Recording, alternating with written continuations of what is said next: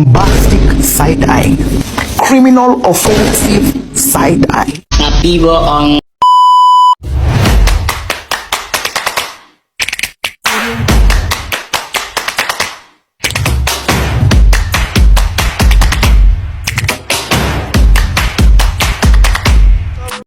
A few moments later.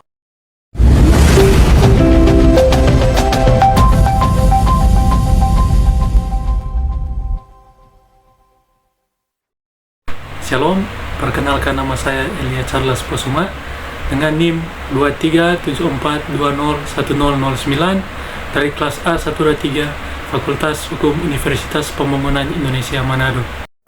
Video ini saya buat untuk memenuhi tugas ujian tengah semester mata kuliah Bahasa Indonesia. Pada kesempatan ini, saya mengambil topik pembahasan kasus hukum pidana. Di sini pasti ada beberapa dari kalian yang sudah pernah mendengar atau sudah tahu apa itu kasus tindak pidana, dan beberapa juga yang masih belum tahu. Jadi, tidak berlama-lama, kita langsung saja masuk pada pengertian dari tindak pidana. Nah, apa sih pengertian dari tindak pidana itu? Tindak pidana adalah perbuatan yang dilarang oleh hukum dan dapat dikenai sanksi pidana. Dalam Kitab Undang-Undang Hukum Pidana atau KUHP, istilah tindak pidana berasal dari bahasa Belanda yaitu strafbare. Saat merumuskan undang-undang, pembuatan undang-undang menggunakan istilah peristiwa pidana, perbuatan pidana, atau tindak pidana. Kita masuk pada pengertian tindak pidana menurut para ahli. Menurut Simons, merupakan tindakan atau perbuatan yang dapat dikenakan sanksi pidana oleh Undang-Undang Hukum Pidana, melanggar hukum pidana, dan dilakukan dengan kesalahan oleh seseorang yang dapat bertanggung jawab. Utrecht menyatakan bahwa istilah peristiwa pidana sering disebut delik karena peristiwa tersebut merupakan suatu perbuatan atau sesuatu yang melalaikan maupun akibatnya, keadaan yang ditimbulkan karena perbuatan melalaikan. Menurut Muljatno, merujuk perbuatan yang dilarang dan dapat dikenakan sanksi pidana oleh undang-undang kepada siapa saja yang melanggar larangan tersebut. Perbuatan tersebut juga harus dirasakan oleh masyarakat sebagai suatu hambatan dalam tata pergaulan yang dicita-citakan oleh masyarakat. Sekarang kita masuk pada unsur-unsur tindak pidana. Unsur-unsur tindak pidana dapat dibedakan dari dua sudut pandang, yaitu sudut pandang teoritis yang mencerminkan pandangan para ahli hukum, dan sudut pandang undang-undang yang berkaitan dengan bagaimana perbuatan itu dirumuskan dalam peraturan perundang-perundangan yang berlaku. Kita masuk pada sudut pandang yang pertama, yaitu perspektif teoritis. Dari sudut pandang teoritis, unsur-unsur tindak pidana mencakup beberapa elemen, yaitu yang pertama, perbuatan manusia. Tindak pidana harus melibatkan perbuatan manusia, baik perbuatan aktif atau berbuat, maupun perbuatan pasif atau tidak berbuat atau melalaikan kewajiban. Yang kedua, sifat melawan hukum. Perbuatan tersebut harus melanggar norma-norma hukum atau melawan hukum yang berlaku. Yang ketiga, diancam dengan pidana. Perbuatan tersebut harus diancam dengan pidana, artinya telah ditentukan dalam undang-undang bahwa pelakunya dapat dikenakan hukuman jika melakukan perbuatan tersebut. Yang keempat, kemampuan bertanggung jawab. Pelaku tindak pidana harus memiliki kemampuan bertanggung jawab atas perbuatannya. Berarti ia berakal sehat dan mampu memahami akibat dari perbuatan yang dilakukannya. Yang kelima, pelaku harus disertai kesalahan atau kesengajaan dalam melakukan perbuatan tersebut. Kesalahan ini berkaitan dengan unsur niat atau tujuan yang melatar belakangi perbuatan tersebut. Kita masuk pada sudut pandang yang kedua, yaitu perspektif undang-undang. Dari sudut pandang undang-undang, unsur-unsur tindak pidana dirumuskan secara lebih khusus dan detail dalam pasal-pasal peraturan perundang-undangan. Setiap memiliki rumusan yang spesifik dalam undang-undang yang berlaku, dan pelaku harus memenuhi semua elemen yang tercantum dalam rumusan tersebut agar dapat dijerat dengan hukuman.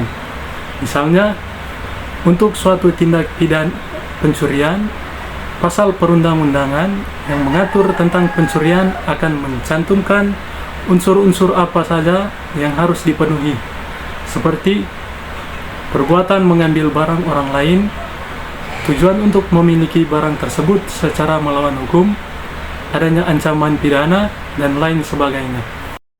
Kita masuk pada jenis-jenis tindak pidana. Tindak pidana dapat dibedakan menjadi beberapa jenis berdasarkan berbagai aspek. Di antaranya, yang pertama, berdasarkan KUHP. Tindak pidana dibagi menjadi kejahatan yang tercantum dalam buku 2 dan pelanggaran tercantum dalam buku 3 KUHP. Yang kedua, berdasarkan cara merumuskannya. Tindak pidana dapat dibagi menjadi formil dan material. Tindak pidana formil didasarkan pada aturan prosedural, sedangkan material terkait dengan aspek substansi kejahatan. Yang ketiga, berdasarkan waktu terjadinya. Tindak pidana dapat terjadi seketika atau berlangsung dalam waktu lama. Misalnya, pencurian adalah perbuatan pidana seketika, sementara penipuan yang berlangsung dalam waktu tertentu juga termasuk ke dalam delik. Yang keempat, berdasarkan bentuk kesalahan. Tindak pidana dapat dibagi menjadi sengaja dan tidak sengaja. Sengaja terjadi ketika pelaku dengan sengaja melakukan perbuatan yang dilarang oleh undang-undang, sedangkan tidak sengaja terjadi akibat kelalaian atau ketidaksengajaan. Yang kelima, berdasarkan sumbernya. Tindak pidana dibedakan menjadi umum atau applies to all dan khusus applies to specific groups or situation. Yang keenam, berdasarkan macam perbuatannya. Tindak pidana aktif atau komisi adalah tindakan yang melibatkan perbuatan, seperti pencurian atau penipuan. Sedangkan perbuatan delik pasif atau omisi adalah tindakan yang terjadi karena kelalaian untuk melakukan sesuatu yang seharusnya dilakukan, seperti tidak memberikan pertolongan ketika diperlukan. Yang ketujuh, berdasarkan kepentingan hukum yang dilindungi. Tindak pidana dapat dibagi berdasarkan kepentingan hukum yang dilindungi, yang bervariasi tergantung pada jenis kejahatan. Yang kedelapan, berdasarkan kali perbuatan. Perbuatan pidana tunggal terjadi dalam satu perbuatan, sementara perbuatan pidana berangkai melibatkan beberapa perbuatan yang terhubung dan saling melengkapi.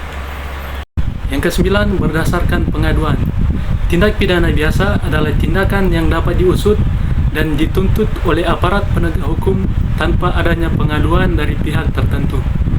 Sementara delik pengaduan memerlukan pengaduan resmi dari pihak yang merasa dirugikan agar penuntutan dapat dilakukan. Dan yang terakhir, berdasarkan subjek hukum. Tindak pidana hukum komunia adalah tindak perbuatan yang dapat dilakukan oleh siapa saja. Sedangkan delik propria adalah tindakan yang hanya dapat dilakukan oleh orang-orang tertentu yang memiliki kualifikasi khusus. Tindak pidana adalah perbuatan yang dilarang oleh undang-undang dan diancam dengan hukuman. Jenis-jenis perbuatannya bervariasi berdasarkan berbagai aspek, seperti jenis kejahatan, cara rumusannya, waktu terjadinya, bentuk kesalahan, sumbernya, macam perbuatannya, kepentingan hukum yang dilindungi, kali perbuatan, pengaduan, dan subjek hukum. Kita masuk pada contoh-contoh kasus hukum pidana. Agar semakin paham dengan pengertian hukum pidana, sebaiknya simak kasus hukum pidana yang pernah terjadi di Indonesia di bawah ini. Yang pertama, kasus pemerkosaan kepada 3 anak pada tahun 2021. Yang kedua, kasus pornografi pada tahun 2021. Yang ketiga, kasus korupsi pada tahun 2021. Dan yang keempat, kasus penyalahgunaan narkoba pada tahun 2021. Itulah pengertian dan contoh hukum pidana yang pernah terjadi di Indonesia. Hukum pidana harus ditegakkan agar tindak kejahatan dapat memperoleh sanksi yang setimpal dengan perbuatan yang dilakukan pelakunya. Akhir kata, saya ingin mengajak teman-teman sekalian yang masih bingung mau masuk universitas mana, Universitas Pembangunan Indonesia mana lo solusinya. Mari Jo, gabung dengan orang, dijamin asik. Demikian video dengan topik kasus hukum pidana yang dapat saya sampaikan. Atau mau tambah lagi? Itu bagus ya dulu. Mohon maaf jika tidak ada salah kata. Maksudnya jika ada salah kata, mohon dimaafkan. Semoga video yang saya sampaikan bermanfaat bagi teman-teman sekalian. Burung kutilang, burung cendrawasih. Cukup sekian dan terima kasih. Dadah, see you.